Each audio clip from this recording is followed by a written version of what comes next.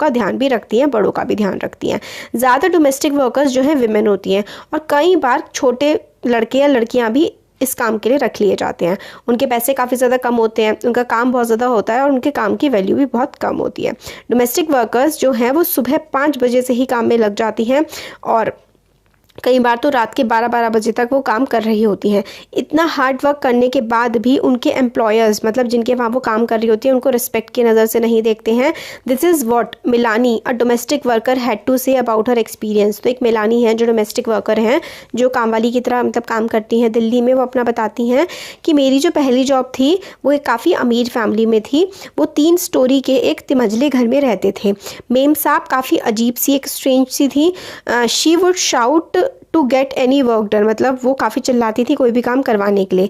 मेरा काम था किचन में और 2 और लड़कियां थीं जो क्लीनिंग मतलब साफ़ सफाई का काम किया करती थी। एक दिन one day our day begin at 5 o'clock। हमारा दिन जो है सुबह 5 बजे शुरू हो जाता है। ब्रेकफास्ट के लिए फॉर ब्रेकफास्ट हम लोगों को जो है चाय मिलती है और 2 सूखी रोटियां मिलती हैं। We could never get a third roti. हम लोग को तीसरी रोटी कभी खाने के लिए नहीं मिलती है। शाम के टाइम मैं खाना जब बना लेती हूँ और 2 other girls would beg me to give them extra roti, तो दूसरी लड़कियाँ वो एक एक्स्ट्रा रोटी मतलब मेरे से मांगने लगती हैं। मतलब इस घर में 3 नौकर काम करते हैं ना, एक खाना बनाने वाली, बाकी 2 साफ़ सफाई वाली। तो इनको सुबह 2 रोटी और चाय मिलती थी और रात के टाइम जब ये काम वाली जो खाना बनाती हैं, बाकी 2 लड़कियां कहती थी हमें थोड़ी सी रोटी और दे दो खाने के लिए। मैं सीक्रेटली उनको देती थी एक extra and make an extra 1 for my self, और एक एक्स्ट्रा मैं अपने लिए भी बनाती थी। हम काफ़ी भूखे हो जाते थे काम करने के बाद थ्रू आउट द डे। हम लोग चप्पल नहीं पहन सकते थे घर में, चाहे वो विंटर का भी समय क्यों ना हो। हमारे पैर जो है ठंड की वजह से सूज जाते थे और मुझको मेम साहब जो थी उनसे काफ़ी ज़्यादा डर लगता था और but also felt angry and humiliated.